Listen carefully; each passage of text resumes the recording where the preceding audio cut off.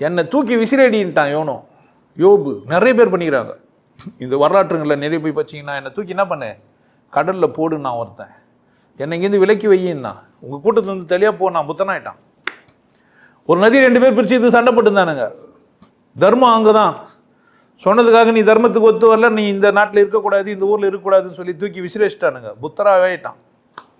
அந்த மனிதன் தான் புத்தராயிட்டான். நீங்கள் புறக்கணிக்கப்படவே இல்லை, கடவுள்கிட்ட போகிறீங்கன்னு அர்த்தம். சுற்றி யாரும் விலகலை, கடவுள் தாண்டி உங்களுக்கு வேறு யாரும் நெருக்கமானவங்க இல்லைன்னு சொல்கிறாங்க.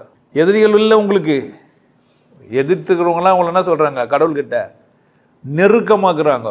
கடவுள் சொல்கிறான், நான் தான் உனக்கு கட்சி வரைக்கும், நீ வந்துருன்றான். கட்சியாக கொஞ்ச நேரம் சந்தோஷமாக இருந்தால் வந்துடுவேன். ரொம்ப துக்கமான ஏன் தற்கொலை பண்ணிக்கிற? ஏன் ஒன்லி உனக்கு ஆப்ஷன் என்ன ஆகுது, தற்கொலை பண்ணுற அளவுக்கு தைரியம் இருக்குது. நான் விட்டுட்டு வாழ்றதுக்கு என்ன பிரச்சனை உனக்கு? எல்லாத்தையும் விட்டுட்டு வாழலாமா? இல்லை, விட முடியாமல் என்ன பிரச்சனை உனக்கு? பட முடியாது நீ துயரம், பட முடியாத அரசே அப்படி இருக்கணும். துயரப்பட முடியாதவனுக்கு எதிரி எங்கேருந்து வந்தான்? ஆல்ரெடி யார் தான் அவன்? பாவம் தான். அவனே என்ன பண்ணுகிறான்? கண் இல்லாமல், காது இல்லாமல், மூக்கு இல்லாமல், அறிவு இல்லாமல், மனம் இல்லாமல், தெளிவு இல்லாமல் வாழ்ந்துங்கிற ஒரு முட்டாள் கூட்டத்தில் எதிரிக்கும் வரக்கூடாதுன்னு, யாருக்குமே வரக்கூடாதுன்னு நினைக்கிறேன் நான். இதில் எங்கே எதிரிக்கு வரக்கூடாது? நான் இறக்கப்பட்டு பேசிக்கிறேன், நீங்கள் என்னை அசிங்கப்பட்டு பார்த்துக்கிறீங்க.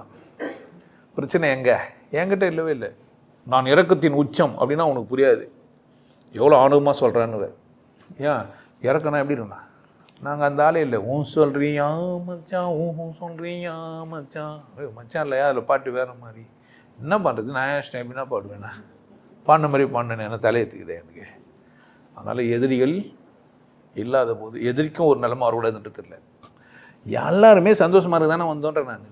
நீ சந்தோஷம்னா நான் சந்தோஷமாக இருக்க முடியாதா என்ன?